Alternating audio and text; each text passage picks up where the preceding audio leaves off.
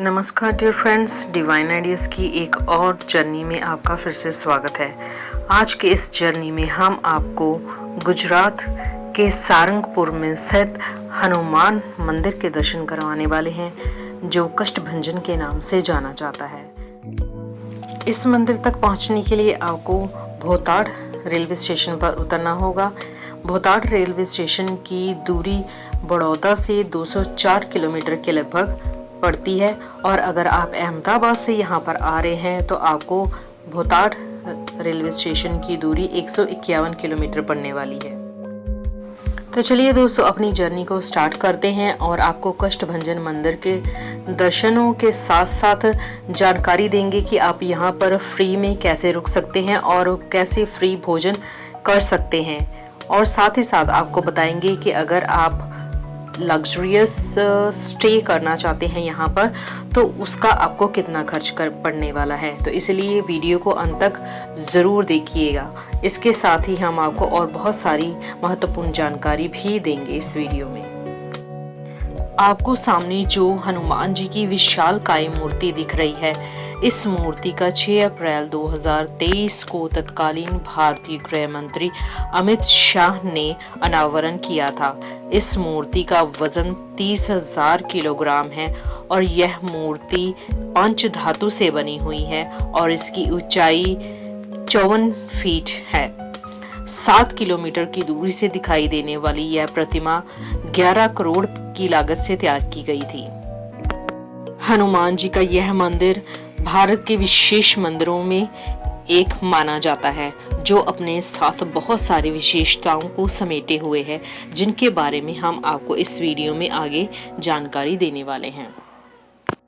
कष्टभंजन मंदिर के प्रांगण में ही आपको 2 अन्य और मंदिरों के दर्शन देखने को मिलते हैं, जिनमें से एक श्री हरि मंदिर और दूसरा भूतेश्वर महादेव का मंदिर होता है।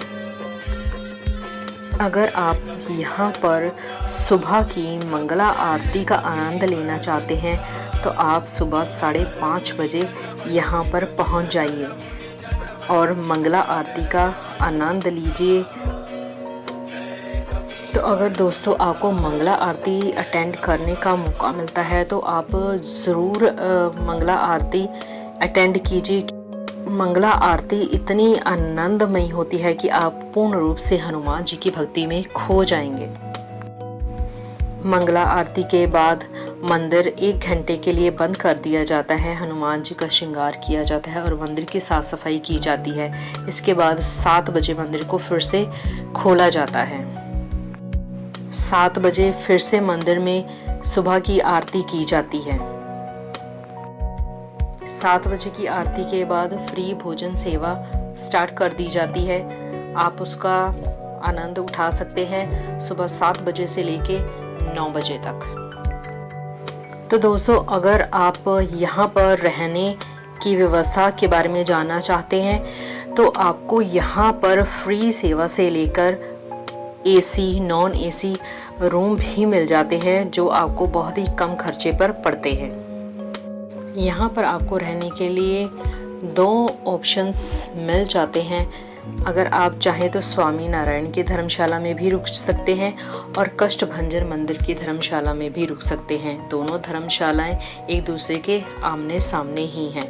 जो व्हाइट हाउस की बिल्डिंग है वह स्वामी नारायण की धर्मशाला है। यहाँ पर आपको नॉन एसी रूम 800 रुपये में मिल जाता है, और अगर आप एसी रूम लेना चाहते हैं तो उसका आपको मात्र 1300 रुपये खर्च करना पड़ता है। सभी रूम बहुत ही खुले और हवादार हैं। अगर आप थोड़ा सस्ते में रहना चाहते हैं तो आपको कष्टभंजन मंदिर की धर्मशाला में भी रुकने का ऑप्शन मिलता है। यहाँ पर आपको 300 से लेके 700 रुपये तक के रूम मिल जाते हैं। और अगर आप फ्री में यहाँ रुकना चाहते हैं तो आपको डोरमेट्री सिस्टम मिल जाएगा, जो बेसमेंट में होता है। यहाँ पर जेंट्स के लिए अलग से इंतज़ाम किया गया है, और अगर आप फैमिली के साथ आते हैं तो आपको फैमिली हॉल भी मिल जाते हैं, जहाँ पर आपको मात्र 100 रुपये जमा करवाना पड़ता है, और जब आप वापस आएंगे तो वह 100 रुपया भी आपको वापस कर दिया जाता है। इसके साथ ही आपको हॉल्स में अपना सामान जमा करने के लिए लॉकर की फैसिलिटी भी मिल जाती है। तो चलिए दोस्तों, चलते चलते आपको मंदिर के इतिहास के बारे में भी थोड़ी सी जानकारी दे देते हैं। यह मंदिर सनातन धर्म के प्रमुख मंदिरों में से एक है। हनुमान जी की मूर्ति गोपालानंद स्वामी के द्वारा स्थापित की गई थी। लेखक रेमंड विलियम्स के अनुसार ऐसा बताया जाता है कि जब गोपालानंद स्वामी ने हनुमान जी की मूर्ति स्थापित की तो उन्होंने इसे एक छड़ी से छुआ और मूर्ति जीवित हो गई और हिलने लगी। यह कहानी इस मंदिर में किए जाने वाले उपचार अनुष्ठान का चार्टर बन गई। यहाँ हनुमान जी की मूर्ति एक मोटी आकृति वाली मूंछों वाली है, जिसके पैर के नीचे शनिदेव अपने स्त्री रूप में हैं और अपने दांत दिखाते हुए फल देने वाले बंदर परिचारकों से भरे गड़े हुए पत्तों के बीच खड़े हैं। इस मंदिर की छवि इतनी शक्तिशाली बताई जाती है कि इसके दर्शन मात्र से ही बुरी आत्माएं इनसे प्रभावित लोगों से दूर हो जाती हैं। मानसिक बीमारियों और अन्य विकारों से प्रभावित लोगों के लिए शनिवार को विशेष अनुष्ठान के लिए निर्धारित दिन है। मंदिर प्रशासन ने मूर्ति में पूजा और विधि के लिए एक ब्राह्मण गृहस्थ को नियुक्त किया है। कष्टभंजन मंदिर की एक अन्य विशेषता भी है जो हम आपको थोड़ी देर में बताने वाले हैं, लेकिन उससे पहले हम आपको ले चलते हैं यहाँ पर फ्री भोजनालय में। इस भोजनालय में आपको सुबह 7 बजे से लेकर 9 बजे तक नाश्ता दिया जाता है।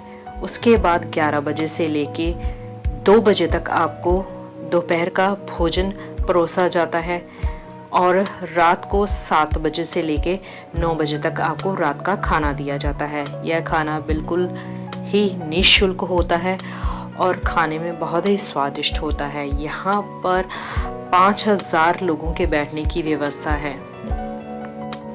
फ्री भोजन की फैसिलिटी का आनंद लेने के बाद हम आपको अब बताते हैं कि कष्टभंजन मंदिर की एक और अन्य विशेषता क्या है।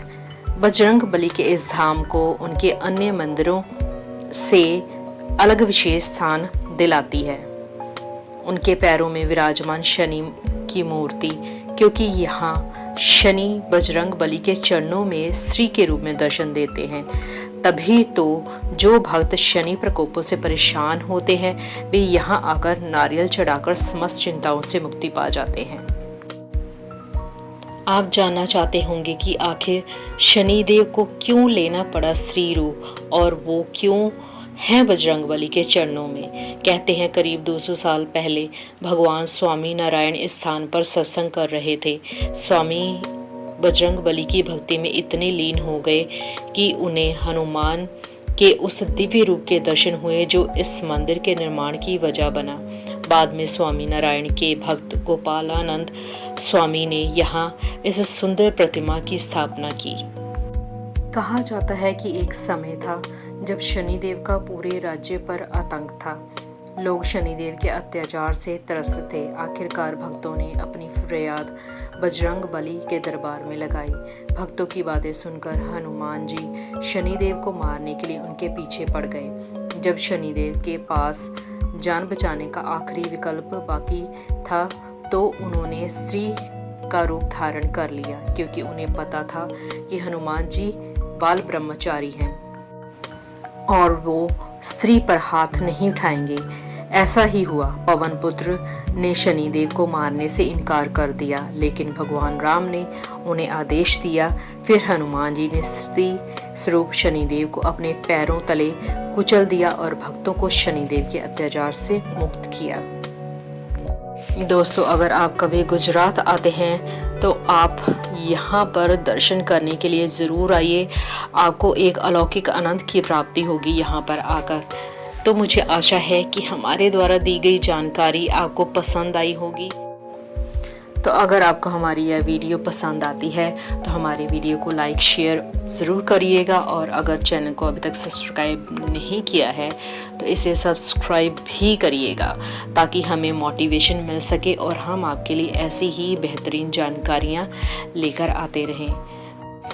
कष्टभंजन मंदिर के दर्शनों के बाद हम जाने वाले हैं स्वामी नारायण मंदिर के दर्शन करने के लिए। लेकिन स्वामी नारायण मंदिर के दर्शन हम आपको अपनी अगली वीडियो में कराएंगे, क्योंकि उस मंदिर की खूबसूरती देखते ही बनती है।